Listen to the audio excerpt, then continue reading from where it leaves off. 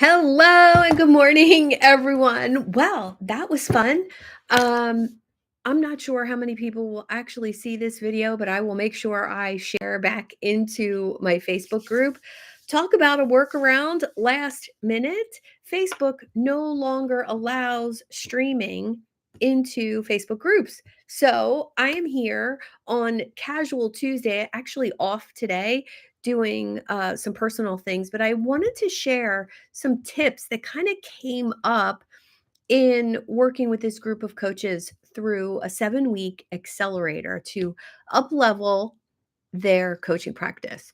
So if you don't know me, hi, I'm Suzanne Taylor King. I'm a eudaimonologist and accelerator for entrepreneurs and coaches. And today I want to talk about my tried and true ways of attracting your ideal clients and what that looks like for you.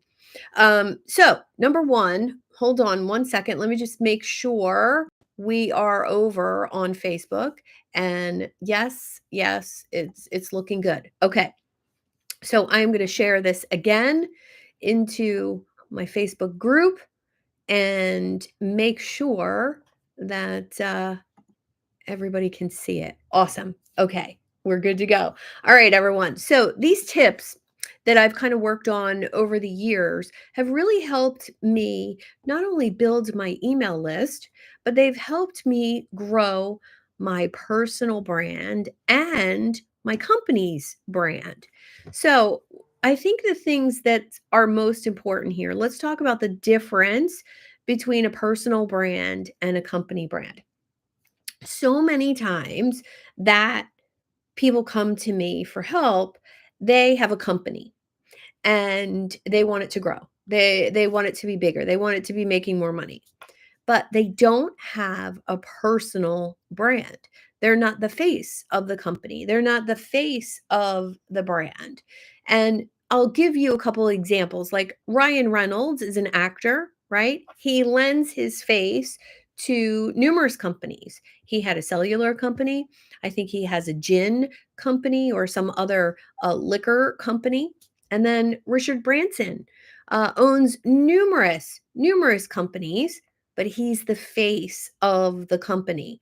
And what's really interesting about Richard Branson is that he has other people running his companies. He doesn't portray to be an expert in aviation or the other things that he does, but he brings in great people and has those people run the company. And then he's the face of the brand. So, if you're here joining me live, let me know in the comments. I love to customize my content for whoever is here live. Okay, so one of the things I learned from Daniel Priestley, from his book, The Key Person of Influence, if you haven't bought that book yet, I highly recommend. Um, Being an influencer is all about getting the likes and the follows and those numbers, those vanity metrics. And let me tell you something about vanity metrics. They don't make you money. Sometimes they do. Sometimes you get products, sometimes you get clients. If you have the right funnels set up and you're an influencer, absolutely, you can make money. But being the key person of influence in your circle means that actual clients come to you to hire you.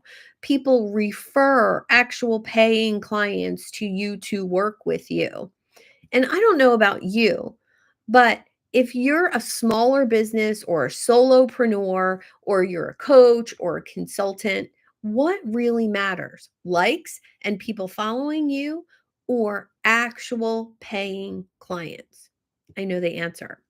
So, when you actually think about yourself as being that key person of influence in your circle, you can really go so much farther. And just think of it this way. Most people can only remember 100 people, meaning you can only remember 100 faces and 100 names at any given time. Of course, we have technology to help us do that, but what if you could become one of those 100 for 1,000 people, for 5,000 people, for 10,000 people?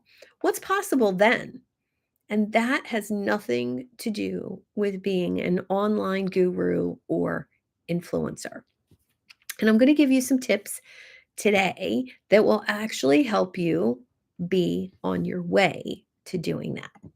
So, number one, focus on becoming of massive value to other people.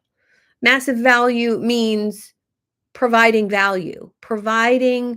introductions, referrals, connections, and information to those people in your inner circle. There's only about 5 or 6 people who have my phone number and actually call me for business advice that aren't my clients, and those people know that I pick up if I'm not with a paying client, I pick up for them, I guide them, I give them information, and we share clients. We refer our clients back and forth. So that's number one. Be that beacon of massive value for a small circle of people. Don't give away your stuff for free to everyone, but pull that inner circle closer by being of massive value to them. And that is not the top of your funnel. That's not your opt in. That's not some lame thing to sell your products or your services. Massive value is not that. So if you're questioning what you have, is this of massive value to my inner circle? Feel free to drop it in the comments and I'll give you my brutal honesty on that. All right, number two, claim your authority. Know your stuff, right? And don't be afraid to talk about it. This is key. And for years, I felt like I was bragging or I was boasting. You got to let that go and let other people know what you've done, how you've served, how you've made money, and what that can look like if they hire you. And personally, authority to me means that you've been there, done that. You have the proof, the social proof, the testimonials, the people who, really trust you. But it's also, are you willing to share what you are actually doing? So, in the online space, there's lots of confusion about what do I do? How do I do it? And what's actually working right now. And personally, if you're sharing outdated tactics or you're sharing things that you're not actually doing, here's a great measure. If somebody is selling you how to have a successful Facebook group, and that's why they are successful because they teach how to have a successful Facebook group, well, look at the irony there, right? It's kind of like somebody teaching you how to eat right, but that's not what they do to eat right. It really, you have to be very discerning nowadays. And my next tip is about opinions matter. Sharing strong opinions really helps polarize your audience, meaning it'll attract the ideal people to you and repel those ones who are tire kickers, not sure whether they want to work with you or pay you. And sharing those strong opinions, I get bolder and bolder and bolder every year about the things I believe in and the things that I stand for. And if you don't have things that you stand for in your business, at least come up with 3 or 4 things that you stand against. And those things will, if you talk about them publicly, will attract your ideal client to you. And there's nothing better to me than repelling those ones who aren't a good fit for me. Because we've all been there and we've all worked with people who weren't doing what we said or they weren't taking us seriously. And that could be two things: you're not charging enough and they don't trust you enough. So by repelling those people, you're actually doing yourself a really big favor. All right. And last one, build your business ecosystem. That means build a ecosystem around your products and services.